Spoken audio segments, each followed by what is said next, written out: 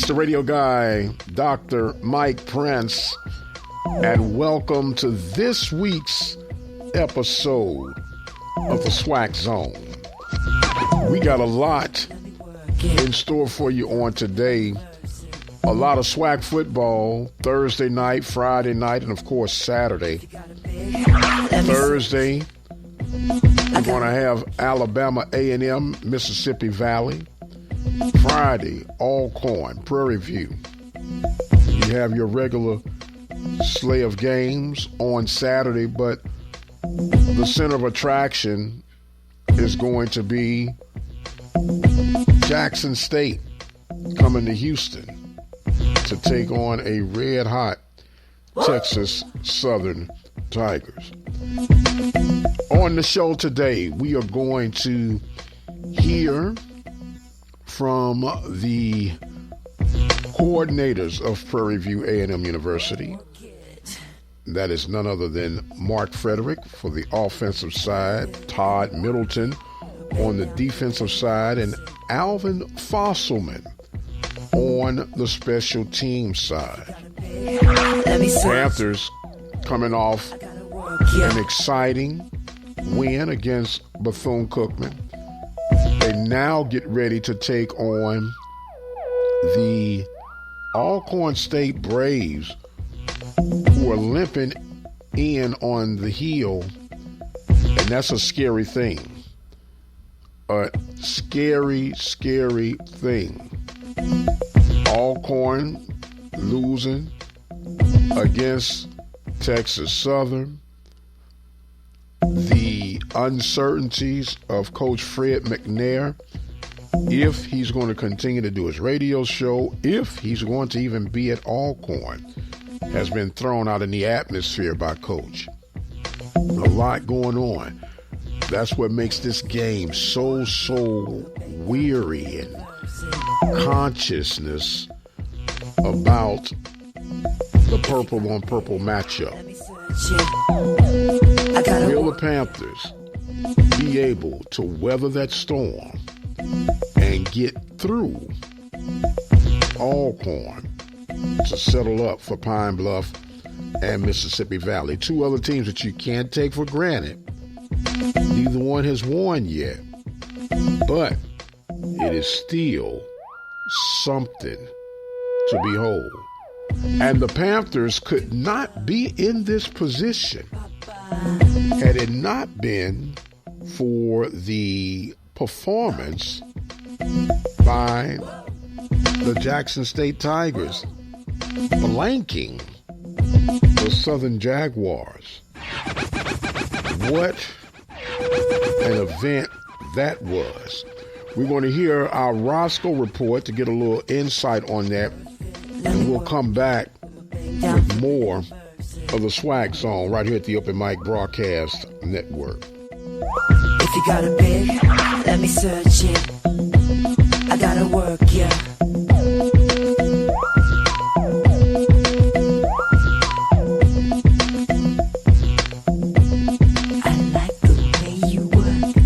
Jaguars tried to move on from disappointing loss to Jackson State. It's no secret why coaches tried to insulate their teams from the hype surrounding big games. Coming out of it with a loss could wreck the remainder of the season.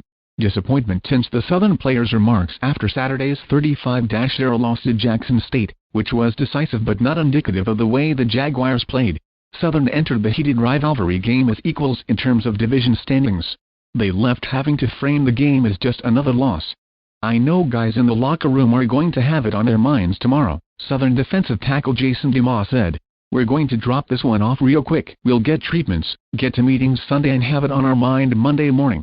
Get back to the grind." That's because there is still plenty to play for entering the November stretch.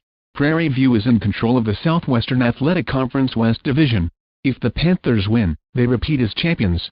The Jaguars, 5-3, 3-2, are tied for second with Texas Southern, which holds a tiebreaker advantage but faces Jackson State next week. Prairie View, 4-1, 5-3, plays host to Alcorn State and then travels to two teams winless in SWAC play, Mississippi Valley State and Arkansas Pine Bluff. "All that talk is for the fans," Southern coach Eric Dooley said. He's going to expect the same fire he saw Saturday for the upcoming trip to Florida A&M. The urgency is always there, Dooley said. When you talk about the SWAC, there are great football teams playing exciting football. We just have to go 1-0 when we complete the season, let the chips fall where they may. The Jaguar defense continued its strong play, holding Jackson State to 362 yards of offense, well short of its 495.3 per game average. The defense simply couldn't get enough help from an offense which averaged 3.3 yards per snap and went 3 and out 7 times. Special teams compounded the problems with a blocked field goal and a miss from 42 yards. We didn't capitalize. We didn't seize the moment, Dooley said. We dug ourselves into a hole, but the only person that can get you out of that hole is us. I feel real confident the team understands. I don't rest on things you can't change. We have to move forward and keep pushing. At the end of the day, you've got to be able to run the football, and we didn't have a chance to run it effectively like we normally do, which would balance our offense. If we're going 3 and out, that doesn't help at all. Quarterback Sean McCray had his worst day passing, hitting 9 of 26 for 85 yards with 1 interception. Jackson State sacked him 3 times and pressured him out of the pocket often, blanketing his receivers and giving him few options. But McCray has been here before. He bounced back nicely from Southern's 24-0 loss to Texas Southern and said he's got to lead his team on the rebound. At the end of the day, we have to play better, McCray said. We can't just wake up and beat everybody. We have to go to practice Tuesday, Wednesday and Thursday and keep building.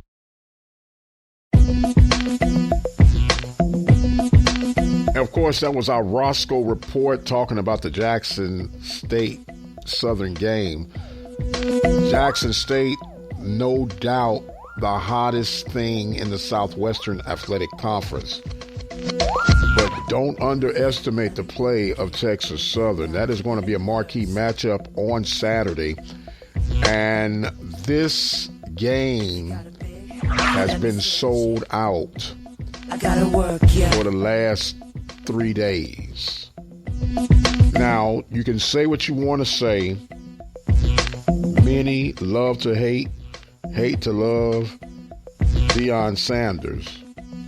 And I can't say that Deion Sanders is the sole reason that the game is sold out between Jackson State and Texas Southern. But it is a strong reason. And the fact that Texas Southern is playing some quality, inspirational football under Coach Clarence McKinney. The Texas Southern Tigers are literally in second place. They have the tiebreaker over the Jags. They took care of Alcorn. If Texas Southern can find a way to win, they will be in excellent positioning of getting things done. And you've got to love that. What a position to be in. Now, we know the PNC, formerly known as BBVA Stadium, holds 22,500 people. It's standing room only. You can't get a credential. You got people who hadn't looked in Texas Southern direction in 20 years all of a sudden want credentials to go to the game. Is it because Texas Southern is winning? Partially. But everyone wants to get a glimpse of Deion Sanders. Now, do you blame Deion Sanders for that? You can't. You can't. Is that the only reason this game was sold out? Once again, no, not really. But it did help. It helped. And if I were to go on a percentile, I'm going to say 60, 70% of the reason that it was sold out may have been because of Deion Sanders. And take it for what it is. Embrace it while you can. But it should be a very competitive game. Now, I do have Jackson State winning this one 28-24. But I expect a competition like there's no other. There is some projected rain in the forecast that could impact overall play. But once again, I'm looking for a competitive game, a game of intensity, a game of significance. Who do you think will roll out on top with this particular game? Will Jackson State stay hot? Will the Texas Southern Tigers stay even hotter? Now, the benefactor of all of this could be the Prairie View A&M University Panthers, as we stated a while back. If they can take care of their business, if they do that, it could be a great day on the field. They got to take care of the business at hand. And what better way than to start off on Friday? But it starts tonight, Thursday. Alabama A&M on the road in Urbana, Mississippi to take on Mississippi Valley. In our being Jack Mike picks, I got Alabama A&M winning this one. I got Prairie View winning on Friday. Got Jackson winning a close one on Saturday. Would love the opportunity to share with you guys what you think could be or should be the outcome of this week's matchups. I told you that we were going to hear from the coordinators of Prairie View A&M University Panthers, and we're going to go ahead and try to get that set up for you as the Panthers, coming off of 2 successful wins, looking for their 3rd win. They're going to recap from each perspective of what their units did and how they're faring them to get some things going. But what we're going to do, we're going to take us a quick break. We'll jump in to the Coordinator's Corner on this week's episode of the Southwestern Athletic Conference Zone, a.k.a. the Swac Zone. Keep it right where you got it. We'll be right back.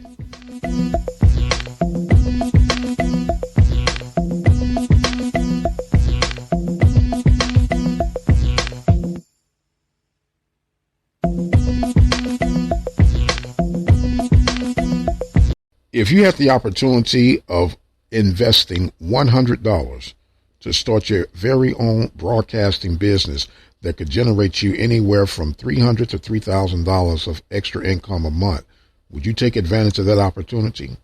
If I'm speaking to you, dial 720-721-1558. And welcome back, ladies and gentlemen, to another episode of our Coordinator's Corner. Panthers coming off a huge win on homecoming against Bethune-Cookman. We have offensive coordinator with us right now, Mark Frederick. How you doing today, sir? I'm doing fine. How about you? Well, I'm doing great. Congratulations on the big win. Man, took a whole lot of points, but you got it done, huh? Yeah. Hey. Any way possible. Yep, we got it done. Yes, sir. If you could, from the offensive viewpoint, give us a recap of what was working and what was not working as far as you guys were on Saturday. I thought we came out. We actually scored on the first play of the game, but it got called back. I thought we had a good game plan. I think the guys were playing at a high level. They were executing, and in the first half, we didn't punt, not one time. So I think we had a pretty good thing going in early on in the game, and the guys played hard, man. They just kept playing.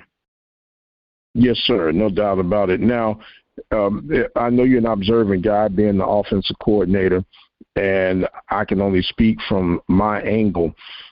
If we can get our receivers to hold them balls on third down, it would make life a lot easier, wouldn't it? A lot easier, man. They made some plays. They came through. They made some plays. We just got to lock in them crucial situations and focus in and catch the ball. But I like what they're doing right now. they're much improved from the beginning of the season, and I like the way they're working, man. They're getting better day by day. Yes, sir. Now, with having a short week with Alcorn coming up this week, how does that change your preparation, and what do you see that you're going to have to do offensively to have success against the Braves? It don't change a lot to get ready. You know, it's a short week, a short turnaround. We just try to get them guys to lock back in. You got to put that win behind you and enjoy it. Usually you give them a 24-hour rule. After a short week like this, you kind of give them to the next morning, and we got to put that game to bed and start on the next week opponent, which is Alcorn. So yes, sir. Just looking at the film, man, they do some good things on defense. Coach Thomas, he's been around this conference a long time.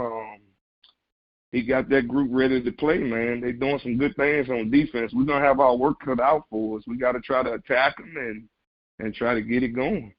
Yes, sir. Well, I would say whatever Grambling did, man, go and look at that tape 3 or 4 times and try to add your flavor to it.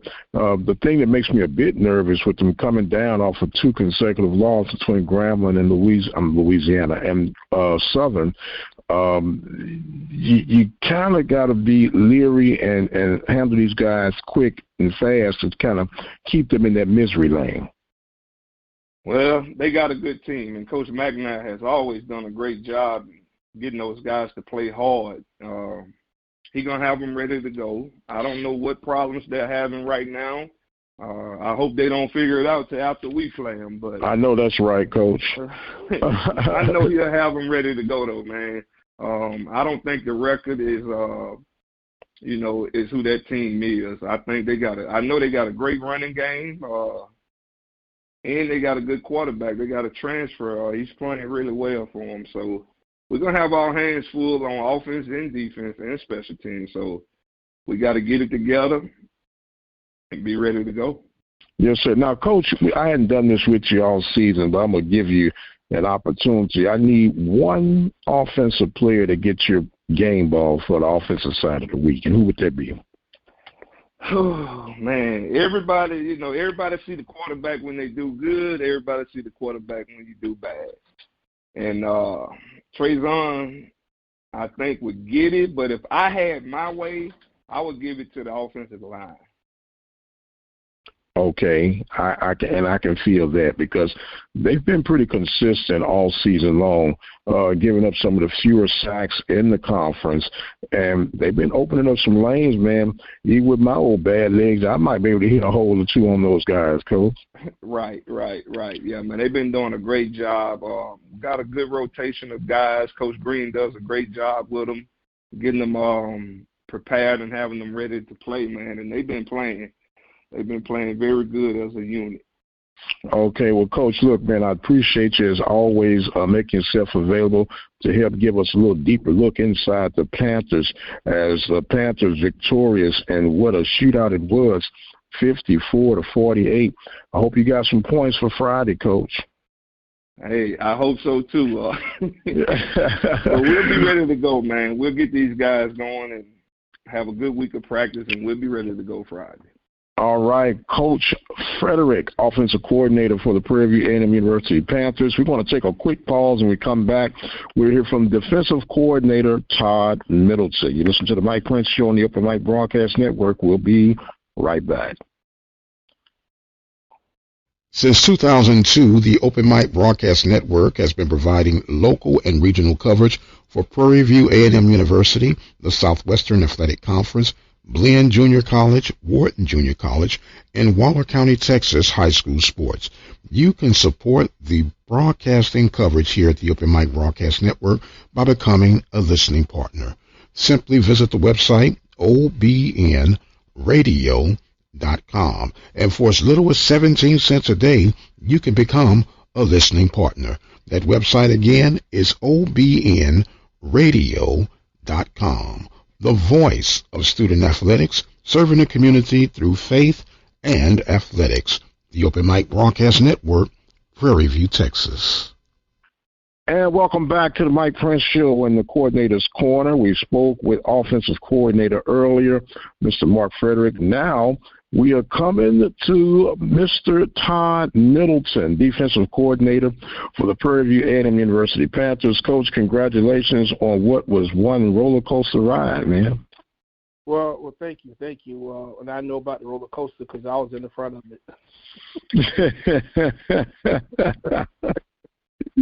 Yes, sir. Man, first and foremost, you got to give credit to Bethune-Cookman, probably one of the most underrated programs. And it was hard to stop those guys, wasn't it, Coach? Yeah, they had some guys that we knew they were talented. Just a matter if they came out and they could put it all together. And, for the most part, they put it together. They had a great showing. They had a great game plan. And they did a really good job of executing. Gave us fits. Yes, sir. Fits, I think, is an understatement, Coach. Now, you had the classic term of bend but don't break. It was like, man, can we stop these guys? You get two big turnovers in the second half. Was it getting a bit nervous at one point? Like, is this going to be one of those deals that if we don't get these turnovers, man, we're going to have to ask the defense kind of stretch this thing out? I mean, the offense to stretch this thing out?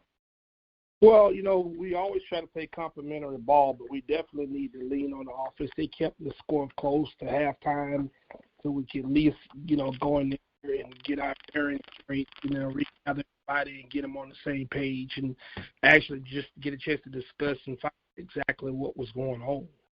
So, I don't know what it attributed to. Was it the homecoming? I don't know what it was, but they just did not play Panther football that first half. Well, Coach, it's pretty obvious, at least from my vantage point, that Bethune found a chip in the arm, if you would, when it comes to attacking the pass defense. Is that something of concern of you, and what can be done to help address that? Yeah, they found something and they stuck with it. And, at halftime we discussed what we needed to do as far as, taking those things away. Looking at the second half, I think we did a really good job of, taking those things away, plus applying pressure and, forcing turnovers. So I think that that's something we're aware of that we need to continue to work on. But, we're definitely going to address that situation. Yes, sir. Now, there gets a point you have what you have as far as for the season of people available at this time unless injuries come up. What, if anything, can you do to tweak, what you would like to see a little bit of an improvement on? Or do you have to change maybe blitz packaging or anything like that? How do you go about fine-tuning those type of things? Yeah, it all depends on you always got to work on those things, but a lot of it is going to depend on who the upcoming opponent is. Looking ahead to Alcorn, they're a little bit more, run-based, but, people, this is a copycat league. Whatever people see that they're hurting you on, you need to make sure you defend that first. So we'll address the passing game, defense, the things we need to do better. But we know we're going to have to stop the run. So, but it's just things that we continue to work on every week, improve, communicate, and get those things straightened. Yes, sir. Yes, sir. Now we do know historically that Alcorn are, I would say, stubborn, for lack of a better word. When I say stubborn, sticking to the run. Quarterback play has not been what we've been accustomed to seeing from the Braves over the past few seasons, but they lean heavily on the run. And with that, it's almost like an Achilles heel. Coach, you got to say, we know they like to run, but looking at what they're seeing other teams have some minor success on, they might try to fake you out with some play action. Right. We're going to be aware of both. That's the big thing, is that you're going to have to be aware of both. You're going to have to get in there and read your keys, and you continue to get everybody. We're pretty much helped to get everybody to jail, to continue to jail after being either suspended or hurt. But right now we're pretty healthy, so there'll be no excuses. We're going to have to just go out and really it's about execution. That's what we're going to have to do. We're going to have to execute. Yes, sir. Execution is always going to be the key to have success. Well, you got a short week, Coach, but we know all games are big games, but this is truly a big game because of the fact of what's been going on throughout the rest of the conference. And you guys can position yourselves on this one, man, and there's the old song, Here We Go Again. You know about that. You're in the same area that I'm in for as growing up, Coach. But it's a good place to be in, huh? Definitely. It's always, good to be, in the position where you're in a position of leadership, so to speak, and we just have to finish the course where we are and continue to do the things we need to do. It's a one-game season that we have to focus on each opponent. We can't look past anyone. But I think that, we have no excuses to look past Alcorn. I think our kids will be ready.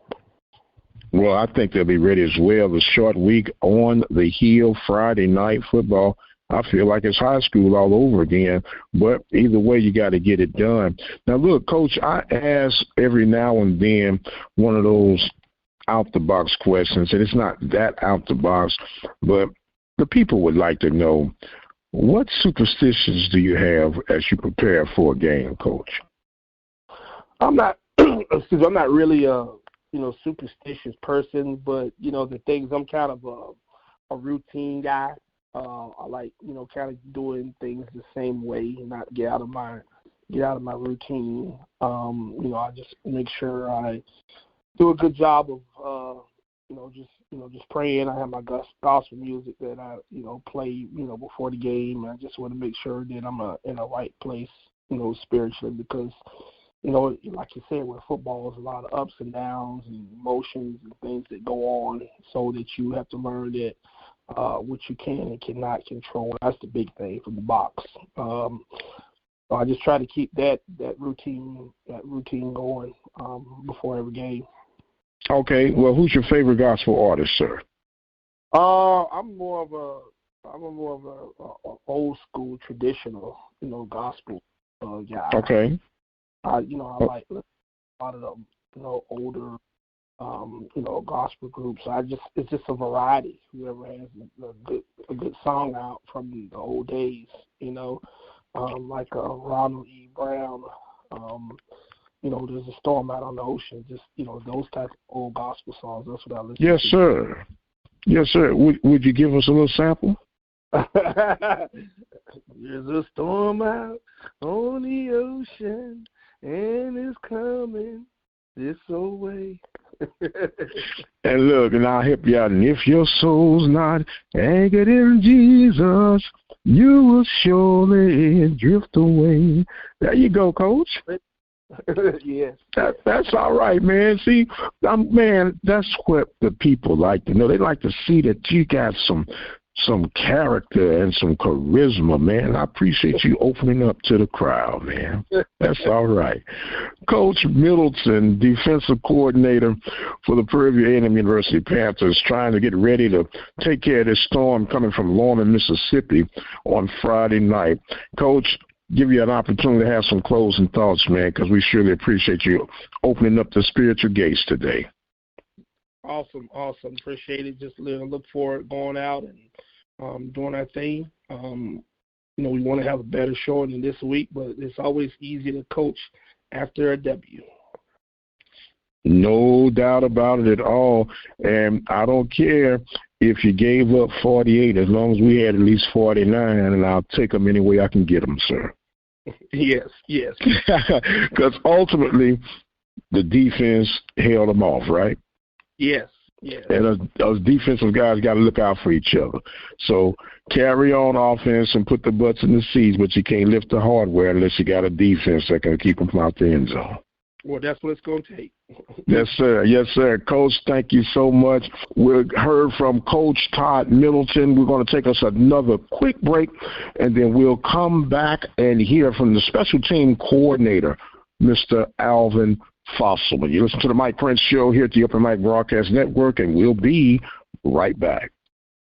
We'd like to recognize our broadcast partners, Prairie View Athletic Club, Temple of Refuge Ministries, Panther Backers. If you would like to become a broadcasting partner, contact us at 832-213-8824. Joining us, special teams coordinator for the Prairie View A&M University Panthers, none other than Coach Alvin Fosselman. How you doing today, sir?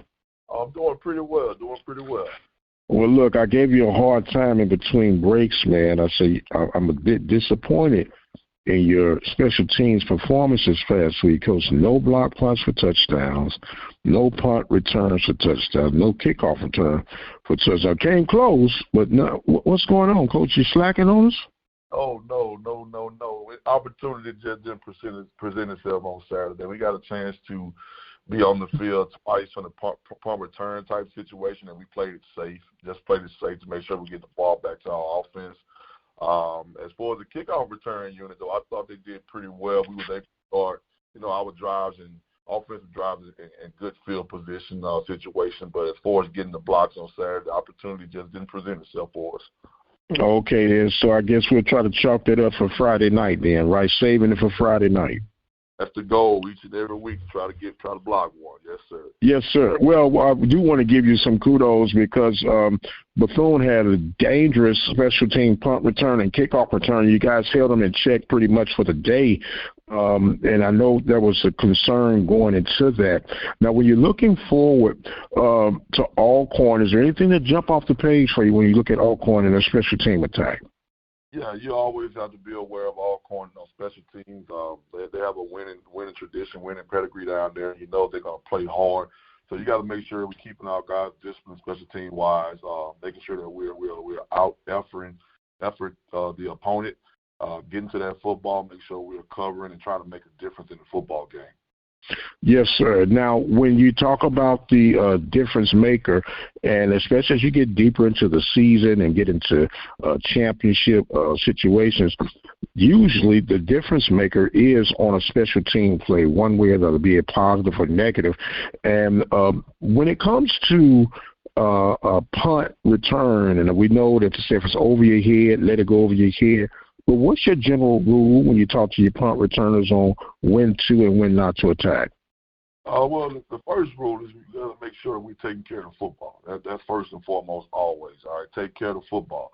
As we're backed up in a backed up situation, that if that ball is over our head, we want to let that ball go and potentially play for a touchback. All right, but if we feel like we can get a return off as he's watching those guys run down, he thinks he has a little room, he does have the free go to take it and be creative at that point. I let our guys play, but my main thing is just to make sure you're safe and make sure you're protecting that football first and foremost, because we got to get it back to the offense.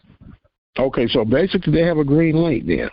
Yes, sir, unless it's a situation where I say, look, that's fair catching right here. Let's get out of this quarter. Let's get out of this ball game. Yes, sir.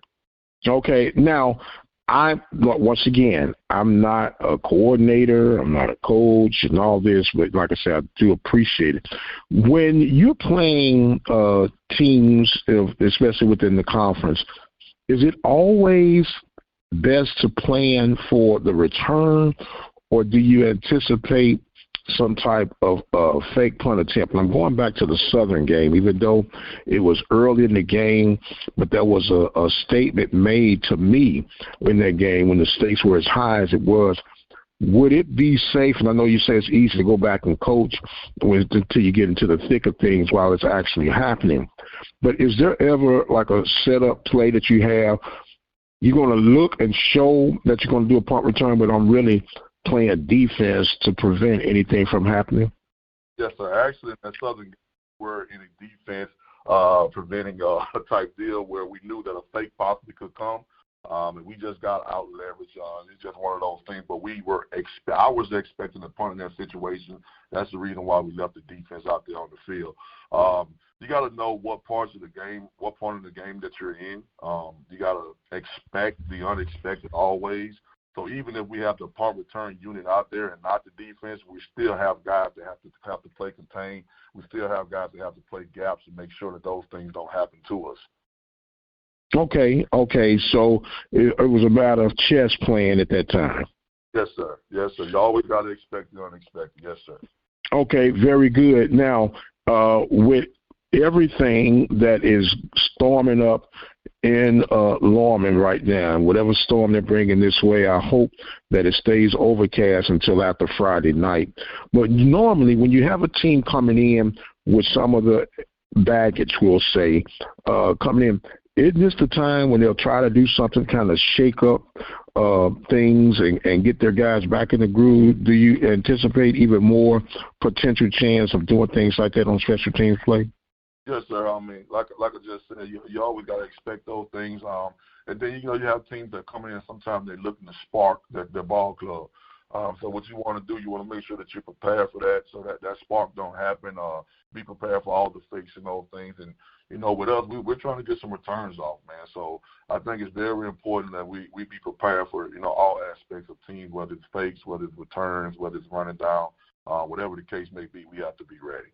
Yes, sir. Well, one thing that I can say beyond a shadow of a doubt, special teams has been ready from game one thus to this point. Like I said, I gave you a hard time at the opening of this final segment, but you might have a special teams touchdown coming this week, Coach. Something in my bones, I don't know if it's my arthritis or what, but something in the bones say you might have something big coming up on Friday, sir. Well, I appreciate that. I hope we can get one. And I thought we was way to the house on this weekend. We got to talk about it last guy standing, so hopefully get in the end zone. Yeah, man. Look, that's when you get a guy a hard time. Said, man, I thought you said you had speed, man. What's all this? You got tackled by a defensive lineman. What's going on with that? And he ran you down from behind. But there's a lot of zigging and zagging going on out there. And them guys, one thing they did not quit, and we really appreciate that. Yes, sir. Yes, sir. Fight. Yes, sir. Well, Coach Fossman, you got any final thoughts, sir, as we wrap this segment up?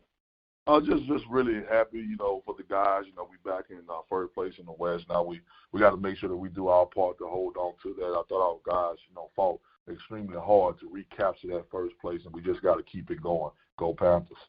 Go Panthers it is. Thanking each and every one of the coordinators for the Panthers joining us on today. Of course, we just heard from Mr. Fosselman, heard from Coach Middleton, and Coach Frederick.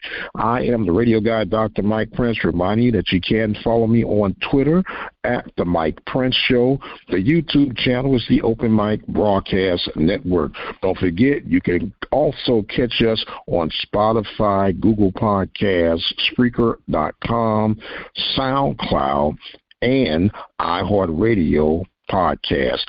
Until the next time, you guys be blessed, and we'll see you on the other side.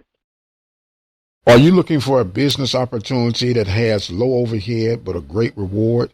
If so, dial 720-721-1558. We'll further explain to you how for as little as $100, you can start your very own broadcasting business today. That number again, 720-721-1558. And welcome back to the Swac Zone. The radio guy, Dr. Mike Prince here. Man, heard some good stuff from the coordinator's corner with Fosselman, Middleton, and Frederick. Panthers get ready for the Alcorn State Braves on Friday. But we failed to mention that there's another big matchup on Saturday. We know Jackson State will be in town to take on Texas Southern. But FAMU and Southern will get together for another historic rival game. And FAMU coming in, they're pretty hot right now. Southern's wailing a bit. And this could be the game that Southern's put out of their misery for the rest of the season. And this is going to be a tough one to pick. But I believe that FAMU will come out on top against Southern, I should say. And if that is the case, we could have a rematch in the brewing of last year's championship game between Jackson State and Prairie View. But we got a lot of ball left to be played. And it's going to start for the Panthers on Friday. 6:30 Central Time is the kickoff. You can join us here at the Open Mic Broadcast Network for our live broadcast coverage with Andre Davis providing play-by-play. All you have to do is dial 857-777-0000. That number again, 857-777-0000. And you get a chance to check out the Panthers as they break things open live against the Alcorn State Braves. Well, we're coming up on basketball season, and the NCAA is experimenting with potentially expanding from 64 to 96 teams for the NCAA tournament. We spoke briefly with Coach Pettaway during the Pettaway Report this week that you can also go check out at the Open Mic Broadcast Network. And he was concerned on a couple sides. The effect that it would have on the actual tournament, and then the effect that it would have on the secondary tournaments, such as the NIT and the CIT, in regards of expanding to 96. I personally like the 64-68 that are in the tournament. It's exciting, but we all know we're in that TV era. And if there's enough profitability by expanding to 96, then 96 it shall be.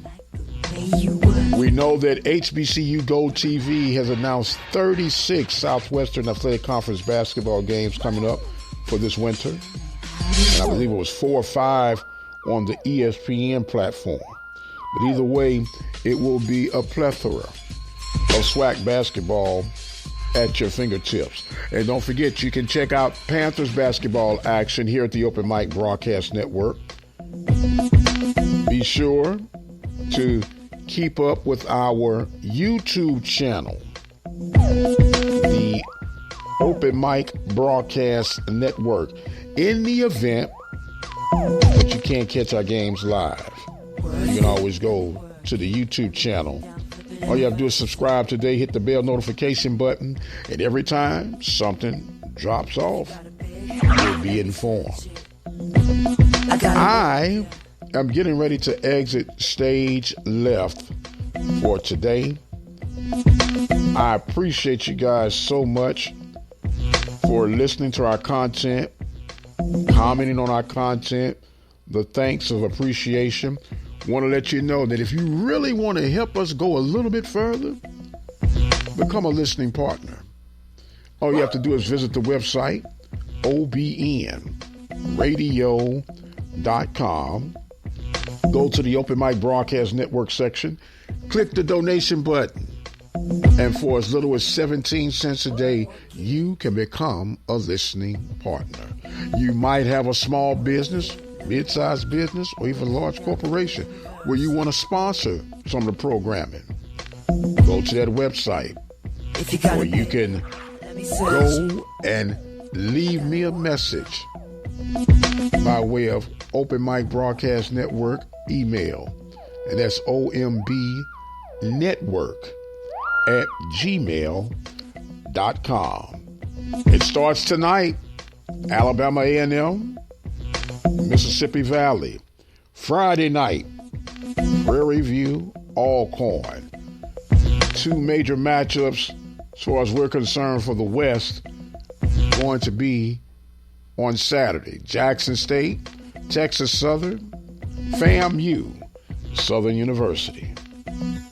I am the radio guy, Dr. Mike Prince. Thank you guys so much for joining in with us. Don't forget, the Swac Zone comes to you each and every Thursday right here at the Open Mic Broadcast Network. I gotta go. My time is far spent. But until the next time, you guys be blessed, and we'll see you on the other side.